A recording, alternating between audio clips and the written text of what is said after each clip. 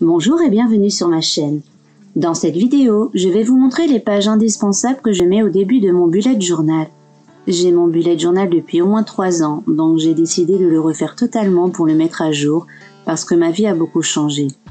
Je ne vais pas vous montrer mon bullet journal actuel parce que c'est un prototype. Je m'en étais servi pour créer les agendas et bullets journaux sur mesure de ma boutique en ligne et ma tête se libère.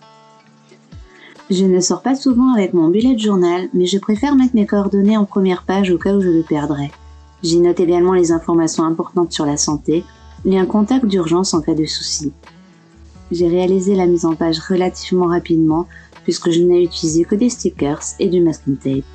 Je vous liste le matériel en barre d'infos. J'aime bien avoir une photo de mes enfants ensemble, je les trouve vraiment adorables quand ils sont réunis, donc je les mets en deuxième page. Et j'ai simplement fixé avec du masking tape noir.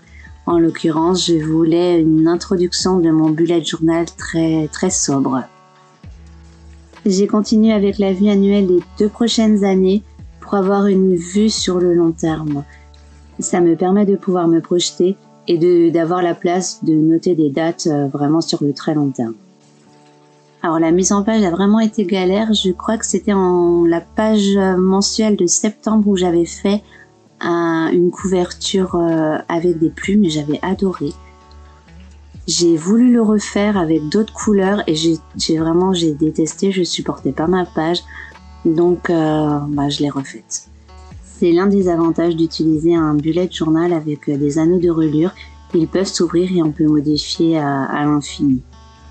Au final, j'ai utilisé une planche de stickers toute sobre que j'ai achetée sur le site de Creavea et je trouve cette page vraiment beaucoup plus jolie qu'avant. Et jolie tout court. Mon chat était joueur ce jour-là et il m'a dérangé plusieurs fois. J'ai pas bien regardé la planche de stickers avant de commencer, donc j'avais trouvé une tente plus grande que celle que j'avais mise en place. Et finalement, on voit pas du tout que j'ai un petit peu abîmé la page en collant le stickers par-dessus. Je suis très contente du résultat final. Alors quand on regarde la vidéo, cette mise en page paraît vraiment rapide et facile, et puis elle l'est en fait. Mais je sais pas, ce jour-là, j'ai galéré, j'ai raté les pages du calendrier, j'ai raté les pages des objectifs et bonnes résolutions.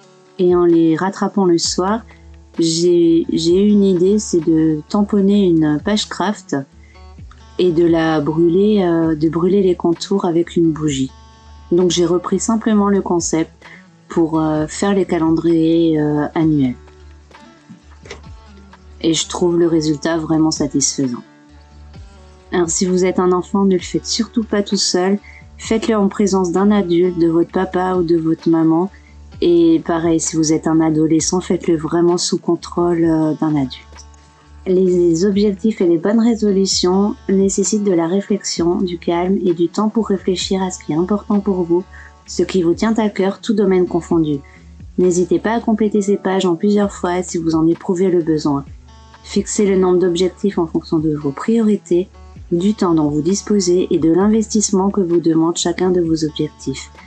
Il vaut mieux définir moins d'objectifs et ressentir la satisfaction de les avoir atteints que de vous montrer trop ambitieux et de finir par vous retrouver noyé dans trop d'objectifs et de vous décourager. Vous trouverez plus d'astuces et de conseils dans la vidéo bilan de l'année et mise en place des nouveaux objectifs. Je vous invite à la regarder. En fait, mon bébé a fini sa sieste beaucoup plus tôt ce jour-là et je venais à peine de commencer la mise en place de cette page. Donc j'ai voulu vite faire et j'ai complètement raté. Self-care est vraiment trop chargé, le tampon était trop chargé en encre et le tampon de maquillage ne l'était pas assez. Donc comme ça me satisfaisait pas, j'ai recommencé le soir et j'ai utilisé la technique justement du tampon et sur un papier craft dont j'ai brûlé les contours.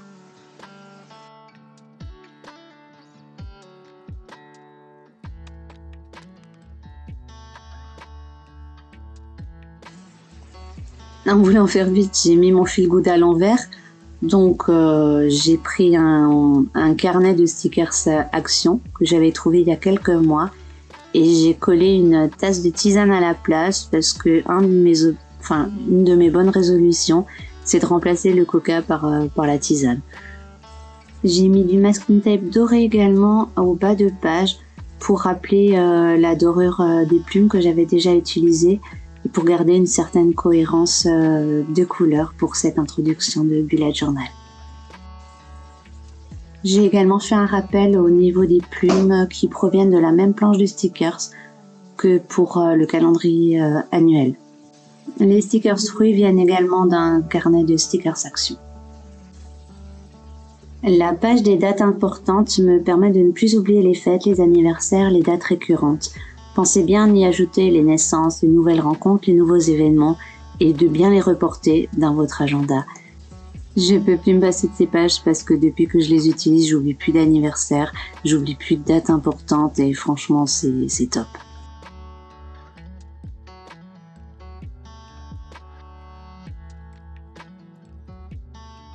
La mise en page est encore une fois très rapide à réaliser. J'ai utilisé les stickers, des petits carnets actions, du masking tape doré pour faire le rappel et j'ai tamponné Happy Birthday en bas des pages.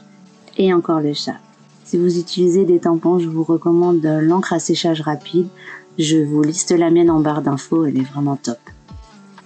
Pour finir, le suivi santé, c'est une page que j'ai délaissée ces derniers temps et qui est vraiment très pratique. Je compte vraiment m'en servir cette année. C'est pour ça que je l'ai mis au début de mon bullet journal.